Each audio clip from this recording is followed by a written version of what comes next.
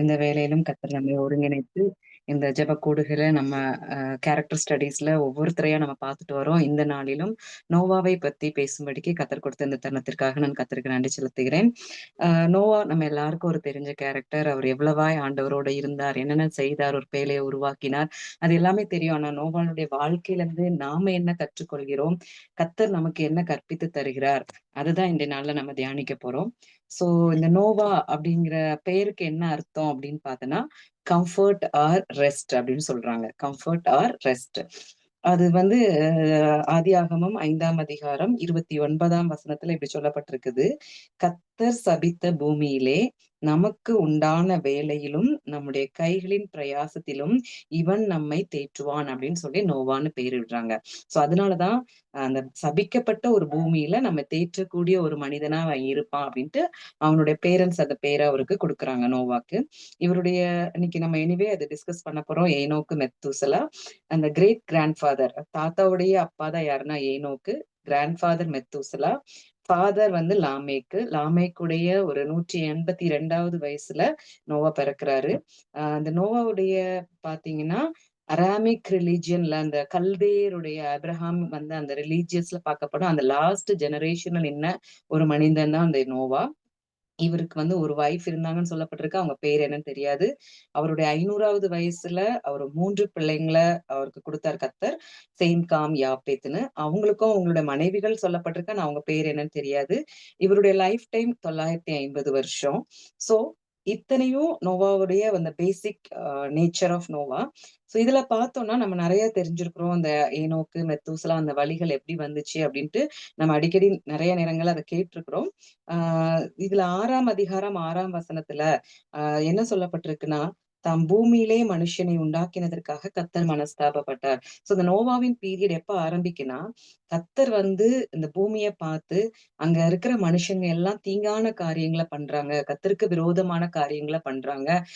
அதுல பார்த்தோன்னா அந்த தேவகுமாரர்கள் மனுஷ புத்திர குமாரத்திகளை மணந்து அவங்க வந்து ரொம்ப அழகா இருக்கிறாங்கன்னு அவங்கள வந்து கல்யாணம் பண்ணி வந்து ராட்சசர்கள் பிறந்தாங்க அப்படின்னு சொல்லியிருக்குது. சோ சில வேத ஆராய்ச்சியாளர்கள் சொல்றாங்க இத தேவகுமாரர்கள் சொல்ல பண்றவங்க ஆஹ் பெயல்செபுலோட விழுந்த ஒரு சில தேவ தூதர்களா இருக்கலாம். இந்த ஆபிரகாமின் சந்ததியில தான் கர்த்தர் ஜீசஸ் கிரைஸ்ட் வந்து வர முடியுங்கிறதுனால அந்த சந்ததி ஒரு நல்ல சந்ததியா இருக்கக்கூடாதுங்கிறதுக்காக அது கெடுக்கும்படிக்கு இந்த காரியம் நடந்திருக்கலாம். அதனால கூட கர்த்தர் மனஸ்தாபப்பட்டிருக்கலாம் அப்படின்னு சொல்லி சொல்றாங்க.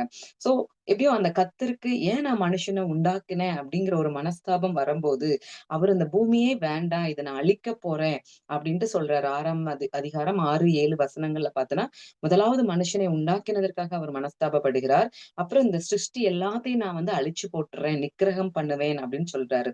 சோ இந்த சூழ்நிலையில தான் அந்த 6ஆம் அதிகாரம் 8வது வசனத்துல இருந்து சொல்லப்பட்டிருக்குது. அப்ப இது மாதிரி ஒரு அக்கிரம சிந்தை நிறைந்த அந்த உலகம் இருந்துட்டு இருந்த போது, அவனை சுற்றி இருந்த எல்லாருமே அக்கிரம சிந்தை உள்ளவர்களா இருந்த போது 6ஆம் அதிகாரம் 8ஆம் வசனத்துல சொல்லப்பட்டிருக்கிறது, கர்த்தருடைய கண்களில் தயை பெற்றவன், கர்த்தருடைய கண்களில் கிருபை கிடைத்தது அப்படின்னு சொல்லிட்டு வேதம் சொல்லுகிறது. அப்போ கர்த்தருடைய கைகள்ல, கர்த்தருடைய கண்களில தயை பெற்ற ஒரு மனுஷனாக யார் இருந்தாருன்னா நோவா இருந்தாரு. அடுத்தது பார்த்தோன்னா 6ஆம் அதிகாரம் 9ஆம் வசனத்துல சொல்லப்பட்டிருக்கிறது, அவன் நீதிமானும் உத்தமனுமாய் இருந்தான். சோ இந்த நீதிமானும் உத்தமனுமாய் இருந்தது எப்படி அதை நம்ம வந்து பார்க்கிறோம்னா, 2 பேதுரு 2ஆம் அதிகாரம் 5ஆம் வசனம். யாரை எடுத்தா வாசிக்கலாம். 2 பேதுரு 2ஆம் அதிகாரம் 5ஆம் வசனம்.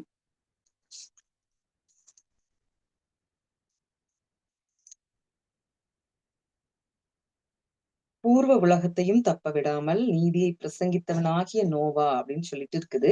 நீதியை பிரசங்கித்ததன் மூலமாக ஆஹ் 8 பேரை காப்பாற்றி அவபக்தியுள்ளவர்கள் நிறைந்த உலகத்தின் மேல் ஜலப்பிரளயத்தை வரப்பண்ணி அப்படின்னு இந்த வசனம் சொல்லுது. 2 பேதுரு 2:5 சொல்லப்பட்டிருக்குது. சோ நீதிமானும் உத்தமனுமா இருந்த ஒரு மனுஷன் தான் யாரு? இந்த நோவா.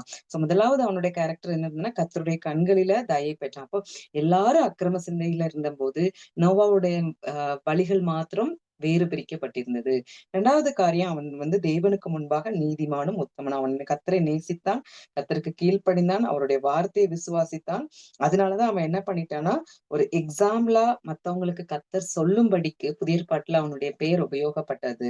அடுத்தது பார்த்தோன்னா, தேவனோடே சஞ்சரித்தான். அதே 6ஆம் அதிகாரம் 9ஆம் வசனத்துல பின்பகுதி, நோவா தேவனோடே சஞ்சரித்துக் கொண்டிருந்தான். இந்த பழைய ஏற்பாட்டுல தேவனோடு சஞ்சரித்த மனுஷர்கள் 2 பேரு. ஃபர்ஸ்ட் ஏனோக்கு, 2வது நோவா. ஏனோக்கு சஞ்சரித்தர்னா அவர் 65 வயது வரைக்கும் பார்த்தன்னா, அவருக்கு எதுவும் சொல்லப்படல. 65 வயதுல அவர் மெத்தூசலாவை பெற்ற பின் அவருக்கு ஒரு தீர்க்க தரிசனம் கிடைச்சிருக்கலாம். மெத்தூசலாவின் கால முடிவு வரும்போது இந்த உலகம் அழிந்து போகும். அப்ப அதனால அதற்கு வேண்டி அவர் வேண்டிக் கொண்டு ஜெபித்துக் கொண்டிருந்திருக்கலாம் அப்படின்னு சொல்லிட்டு சொல்றாங்க. சோ இந்த மெத்தூசலா அந்த தீர்க்க தரிசனம் நிறைவேறணும் அப்படின்னு சொன்னா, அதுக்குள்ள ஜனங்கள் ரட்சிக்கப்படணும்னு ஏனோக்கு சஞ்சரிச்சிருக்கலாம். ஆனா 365 வருஷத்துக்கு அப்புறம் ஏனோக்கு என்ன ஆனாருன்னு நம்ம யாருக்குமே தெரியாது. சோ இந்த நோவாவும் தன்னுடைய கிரேட் கிராண்ட் ஃபாதர் மாரி என்ன பண்ணாருன்னா, தேவனோடு சஞ்சரிக்க ஆரம்பிச்சார். நான் என்ன செய்யணும்? இந்த உலகம் இப்படி இருக்குது. அப்ப அழிவு வர்றது உறுதியாயிடுச்சு. நான் என்ன பண்ணணும்? அப்படின்னு ஆண்டவரோட அவரு கேட்டுட்டே இருந்திருக்கலாம். அதே மாதிரி நோவாவோட இன்னொரு பெக்கூலியர் கேரக்டர் என்ன அப்படின்னா, பழைய ஏற்பாட்டின் காலத்துல வந்து 3 பரிசுத்தர்கள பத்தி வேதம் சொல்லியிருக்கிறது. அந்த 3 பரிசுத்தர்கள் வந்து எங்க சொல்லப்பட்டிருக்குன்னா, எசேக்கியேல் 14ஆம் அதிகாரம் 14ஆம் வசனத்துல வந்து அது சொல்லப்பட்டிருக்குது. எசேக்கியேல் 14:14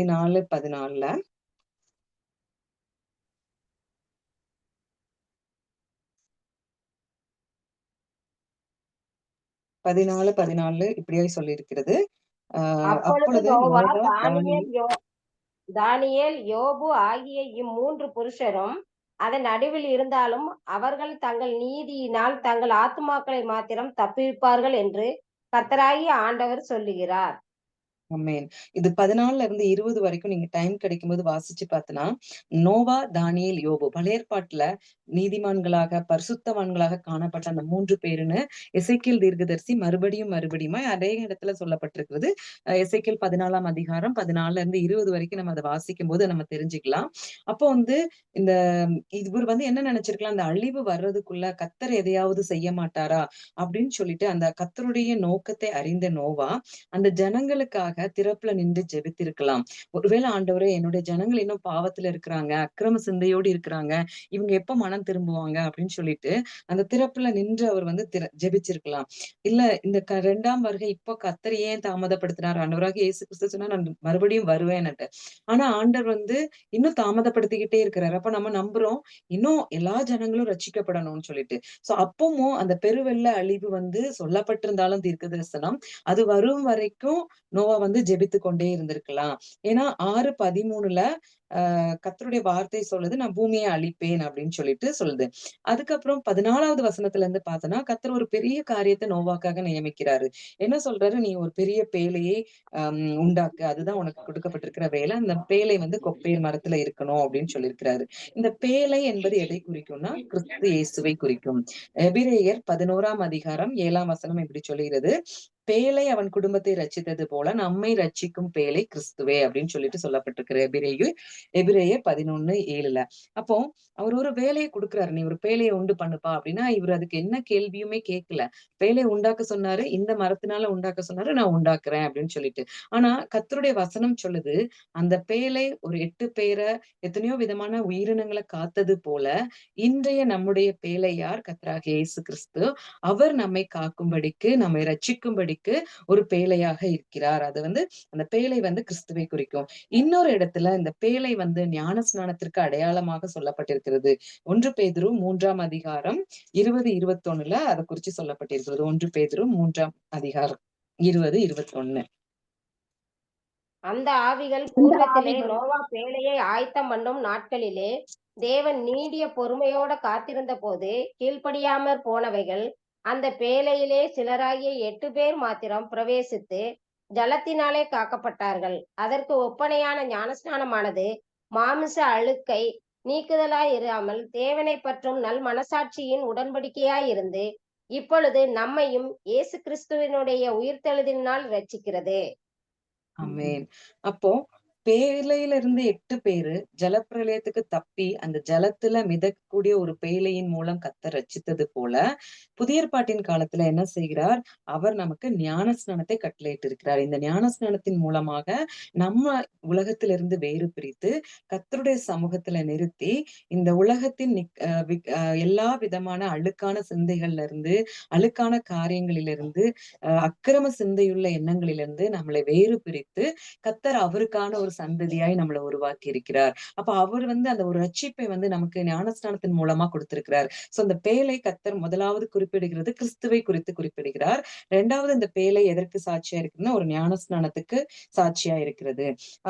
ஆதியாகமம் 6ஆம் அதிகாரம் 15ஆம் வசனத்துல சொல்லியிருக்கிறதுன்னா, பேழையின் அளவை பத்தி ஆண்டவர் சொல்றாரு. ஒவ்வொன்னும் எவ்வளவு முழங்கள் இருக்கணும், நீளம், அகலம், உயரம் இதெல்லாம் நமக்கு தெரிஞ்சதுதான். ஆனா சில இடங்கள்ல ஆராய்ச்சியாளர்கள் என்ன குறிப்பிடுறாங்கன்னா, குறைஞ்சது ஒரு 45,000 விலங்கினங்கள் உள்ள பிரவேசிச்சிருக்கலாம். ஏன்னா ஜோடு ஜோடான்னு சொல்லும்போது மேபி எலிஃபண்ட்ல கூட சின்ன குட்டியா அவர் பார்த்து செலக்ட் பண்ணியிருக்கலாம். அதுக்கேத்த ஃபுட் வைக்கிற மாரி அவர் அரேஞ்ச் பண்ணியிருக்கலாம். அப்படின்னு நெறைய அந்த கற்பனைகள்லாம் இருக்குது.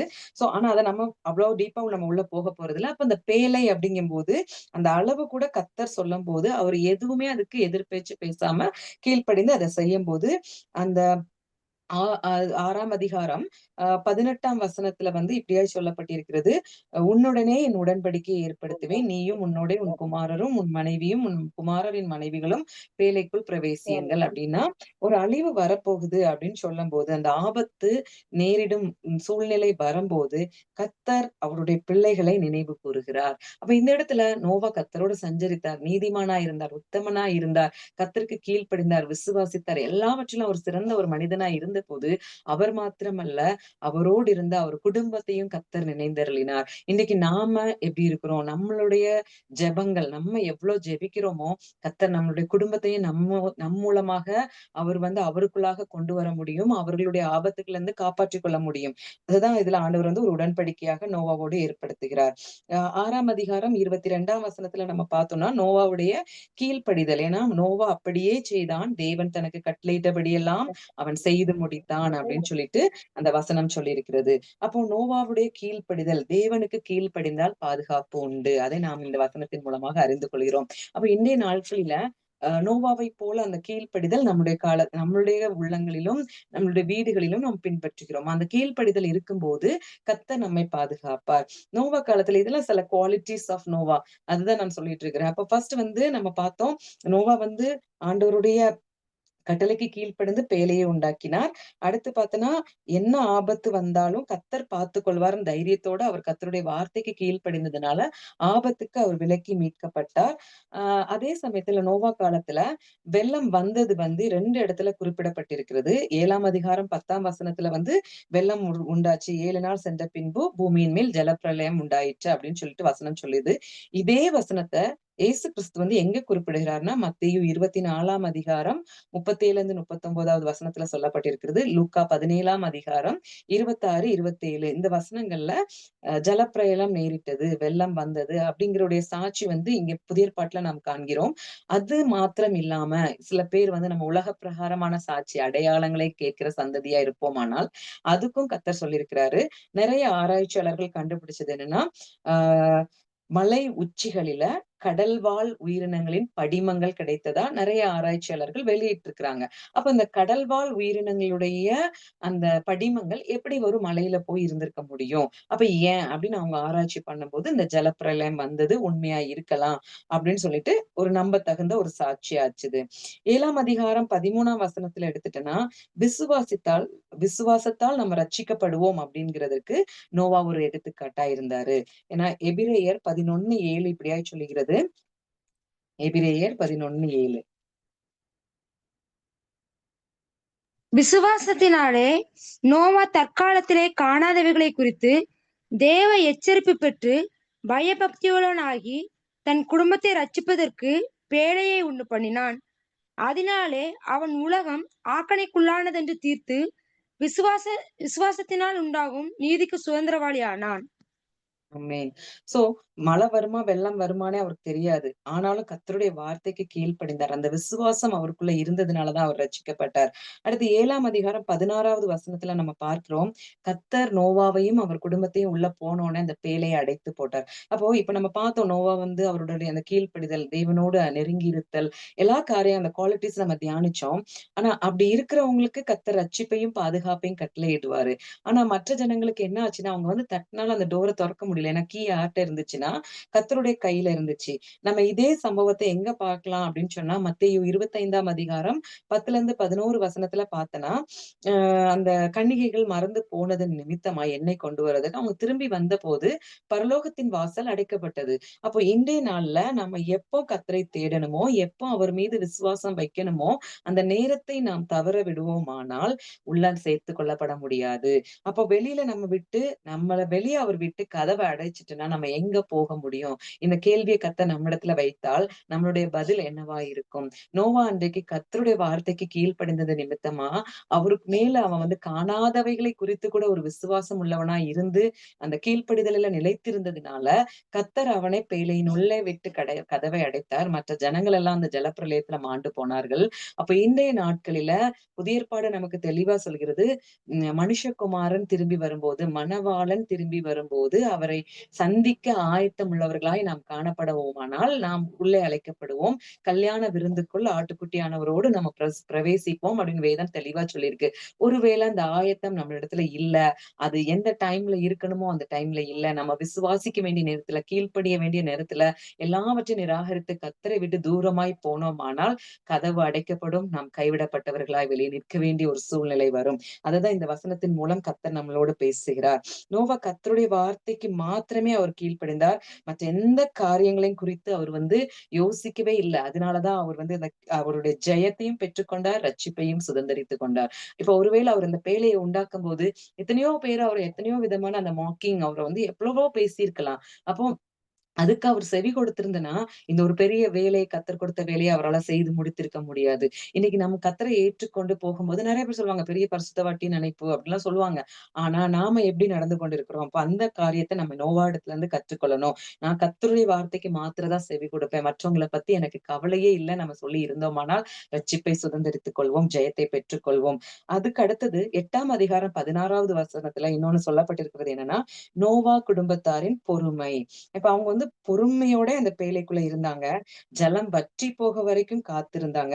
அப்போ அவங்க வந்து அவசரப்படல. ஆண்டவர் சொல்றாரு, டெய்லி இவரு காகத்த விட்டார், புறாவை விட்டார், ஒண்ணொண்ணையா செஞ்சுட்டே வர்றாரு. ஆனா கர்த்தர் சொல்றாரு, வெயிட் பண்ணு நான் சொல்லும்போது வெளியில வா போதும் அப்படின்னு சொல்லிட்டு. அப்போ யாருக்குமே ஒரே இடத்துல அடைபட்டு இருக்கிறது நெறைய நேரங்கள்ல கஷ்டமானதுதான். இன்னைக்கு ஏதோ உலகப்பிரகாரமான சில காரியங்களுக்குள்ளாக நம்ம அடைபட்டு இருக்கும்போது, எப்போ அதை விட்டு நம்ம வெளியே வருவோம்? அப்படிங்கிற ஒரு சூழ்நிலை வரும்போது, நம்மளுடைய பொறுமை எப்படிப்பட்டதாய் காணப்படுகிறது? இந்த நோவா குடும்பத்தாரிடத்துல காணப்பட்ட இருதயம் நம்ம இடத்துல இருக்குதா? ஆராய்ந்து பார்ப்போம். அடுத்ததாக 8ஆம் அதிகாரம் 20ஆம் வசனத்துல சொல்லியிருக்கிறது, நோவா வந்து கர்த்தருக்காக பலி செலுத்தினார். அவருடைய சாக்ரிஃபைஸ். அவர் ஒரு பலிபீடத்த கட்டி, அ அவர் வந்து பலி செலுத்தினார் அப்படின்னு சொல்லப்பட்டிருக்கு. சோ அதன் மூலமா நாம் தெரிந்து கொள்ள வேண்டியது என்னன்னா, நோவா கிட்ட ஒரு நன்றி அறிதல் உள்ள இருதயம் காணப்பட்டது. அவர் வந்து கர்த்தர் தனக்கு செய்த எல்லா நன்மைகளையும் நினைத்து நன்றியுள்ள ஒரு இருதயத்தோட காணப்பட்டார். கர்த்தர் என்னையும் என் குடும்பத்தையும் மீட்டார். அது நிமித்தம் நான் அவருக்கு பலி செலுத்துவேன். அவருக்கு நான் என்னை நானே அர்ப்பணிப்பேன் அப்படின்னு சொல்லிட்டு நம்ம எடுக்கலாம். அதே நேரத்துல அவரு எவ்வளவாய் தேவனில் அன்பு கூர்ந்தார். அந்த பலி அப்படின்னு வரும்போது, கர்த்தருக்கு வந்து எதையாவது நான் செய்யணும் அப்படிங்கிற ஒரு எண்ணம் அவருக்குள்ள இருந்தது. சோ முதலாவது ஆண்டவருக்கு ஒரு நன்றி அறிதல் உள்ள இருதயம். அவருடைய அன்பு கர்த்தர் மேல் அவர் வைத்திருந்த அன்பு அந்த இடத்துல வெளிப்பட்டுச்சு. அவர் எவ்வளவாய் ஆ த த மனிதனை நேசிக்கிறாய். அப்ப கர்த்தர் வந்து தேவனுடைய அன்பு அதுல வெளிப்படுது. 8ஆம் அதிகாரம் 21ஆம் வசனம். ஃபர்ஸ்ட் வந்து நோவாவுடைய நன்றி அறிதல் உள்ள ஒரு இருதயம். 8:21 கர்த்தர் சுகந்த வாசனையை ஏற்றுக்கொண்டார் அப்படின்னு சொல்லிட்டு. அது ஏற்றுக்கொண்டது மாத்திரமல்ல, 21வது வசனம் இப்படியாய் சொல்லியிருக்கிறது. நான் மனுஷனை இனிமே அழிக்க மாட்டேன்னு கர்த்தர் அங்க ஒரு உடன்படிக்கையை ஏற்படுத்துறார். அப்ப அதன் மூலமா என்னன்னா, எவ்வளவுதான் பாவத்துக்குள்ள போய் நம்ம வந்தாலும், அவரை நோக்கி வரும்போது, அவர் நம்மில அன்பு செலுத்துகிற ஒரு தேவன். கெட்ட குமாரன் எல்லாவற்றையும் விட்டு, எல்லாம் செலவு பண்ணி போட்டு, எல்லா துன்மார்க்கமான ஜீவியத்துல இருந்தாலும் திரும்பி வரும்போது அவனும் என் புள்ள அப்படின்னு ஏற்றுக்கொள்கிற ஒரு தகப்பனா இன்றைக்கு நம்மளுடைய தகப்பன் இருக்கிறார். அவருடைய அன்பு அவ்வளவு பெரிதா இருக்கிறது. அப்போ கர்த்தருடைய கரத்திலிருந்து நன்மைகளை நாம் பெற்றுக்கொள்ளணும், ஆசீர்வாதத்தை பெற்றுக்கொள்ளணும், அவருடைய அவரோடு நம்மளுடைய உடன்படிக்கை இருக்கணும் அப்படின்னு சொன்னோம்னா, ஏன்னா 9ஆம் அதிகாரம் 1ஆம் வசனத்துல இவங்க எல்லா இடத்துல இந்த பொறுமை, காத்திருப்பு எல்லாமே அந்த நோவா குடும்பத்துல காணப்பட்டதுனால கர்த்தர் 9ஆம் அதிகாரம் 1ஆம் வசனத்துல ஆசீர்வதித்து சொல்றாரு, நீங்க பலுகி பெருகி பூமியை நிரப்புங்கள் அப்படின்னு சொல்றாரு. 9வது அதிகாரம் 11வது வசனத்துல என்ன சொல்றாரு, மாம்சமானவைகள் எதையுமே நான் ஜலப்பிரயத்தினால சங்கரிக்க மாட்டேன் அப்படின்னு சொல்லிட்டு அவர் வந்து ஒரு உடன்படிக்கை ஏற்படுத்தி அந்த ரெயின்போ வானவில்ல அவர் வந்து உண்டாக்கினாரு. சோ இந்த காரியங்கள் எல்லாத்தையும் நம்ம கற்றுக்கொள்ளும் போது என்ன கற்றுக்கொள்கிறோம் நோவாவுடைய வாழ்க்கையில இருந்து, அவரு எல்லா சூழ்நிலைகளையும் தேவனை நேசித்தார், அவரோடு சஞ்சரித்தார், நீதிமானா இருந்தார், உத்தமனா இருந்தார், பரிசுத்த ஜீவியத்தை மேற்கொண்டார், தன்னுடைய குடும்பத்திற்கு அதை கற்பித்தார், கர்த்தருக்கு மாத்திரமே கீழ்ப்படிந்தார். வேற யார குறிச்சும் அவர் கவலைப்படல, யாரு என்ன சொன்னாலும் எனக்கு கவலை இல்லன்னு இருந்தாரு. அதனால அவர் ரட்சிப்பை பெற்றுக்கொண்டார், ஜெயத்தை சுதந்தரித்தார்.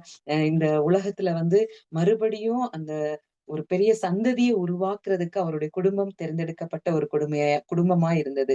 அப்போ அந்த நோவா வந்து பாவம், கொடுமை, ஒழுங்கின்மை எல்லாம் இருந்த இடத்துலதான் வாழ்ந்தாரு. ஆனா நீதிமானாய் வாழ்ந்தார், உத்தமனாய் வாழ்ந்தார், விசுவாசத்தோடு இருந்தார், கர்த்தருக்கு கீழ்ப்படிந்தார். சோ இது எல்லாத்துக்கும் ஒரு மனிதன் எடுத்துக்காட்டா இருந்தாருன்னா அதுதான் நோவா. இன்னைக்கு நாம் சொல்லலாம், அன்னைக்கு இருந்த சூழ்நிலை வேற, இன்னைக்குள்ள சூழ்நிலை வேறன்ட்டு.